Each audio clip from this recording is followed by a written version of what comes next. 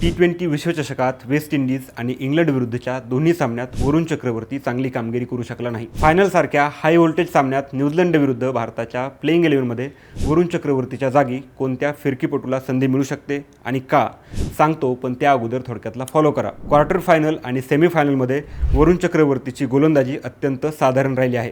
त्यानं केवळ धावा खर्च केल्या नाहीत, तर महत्त्वाच्या क्षणी विकेट्स घेण्यातही तो अपयशी ठरलाय. वेस्ट इंडिज विरुद्धच्या क्वार्टर फायनलमध्ये वरुण चक्रवर्तीनं 4 ओव्हरमध्ये 40 धावा खर्च करून फक्त 1 विकेट घेतली आहे. तर इंग्लंड विरुद्धच्या सेमीफायनलमध्येही 4 ओव्हरमध्ये 64 धावा खर्च करून फक्त 1च विकेट मिळवता आली. जेव्हा प्रतिस्पर्धी संघ वेगानं धावा करत असतो तेव्हा तुमच्या मुख्य फिरकीपटूकडून किमान 1 विकेटची अपेक्षा असते, जी वरुण पूर्ण करू शकला नाही. त्यामुळे न्यूझीलंडसोबतच्या फायनलमध्ये चायनामन कुलदीप यादवचा वरुण चक्रवर्तीच्या जागी प्लेइंग 11मध्ये समावेश होऊ शकतो. कुलदीप यादव हा असा गोलंदाज आहे ज्याच्याकडे चेंडू दोन्ही बाजूंनी वळवण्याची क्षमता आहे.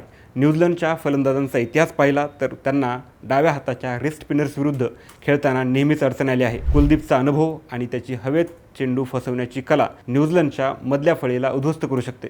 फायनलमध्ये अनुभवाला जास्त महत्त्व असतं आणि कुलदीपनं याआधी अनेकदा मोठ्या सामन्यात स्वतःला सिद्ध केलं आहे. वरुण चक्रवर्ती गेल्या 2 सामन्यातील खराब कामगिरीमुळे दबावाखाली असू शकतो.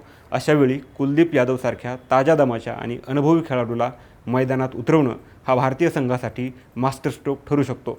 भारतीय संघानं वानखेडेवर इंग्लंडला पराभूत करून आत्मविश्वास मिळवला असला तरी न्यूझीलंडची टीम शिस्तबद्ध क्रिकेट खेळण्यासाठी ओळखली जाते. त्यामुळे आपल्या प्लेइंग 11मध्ये एक असा गोलंदाज असणं गरजेचं आहे जो कोणत्याही क्षणी सामना फिरवू शकेल. तुम्हाला काय वाटतं, वरुण चक्रवर्तीला आणखी एक संधी द्यायला हवी की कुलदीप यादवला फायनलमध्ये खेळवणं योग्य ठरेल? तुमचं मत कमेंटमध्ये नक्की कळवा. क्रिकेट विश्वातील अपडेटसाठी थोडक्यातला इन्स्टा व फेसबुकवर फॉलो करा आणि यूट्यूब चॅनलही सबस्क्राईब करा. बातमी म्हणजे थोडक्यात.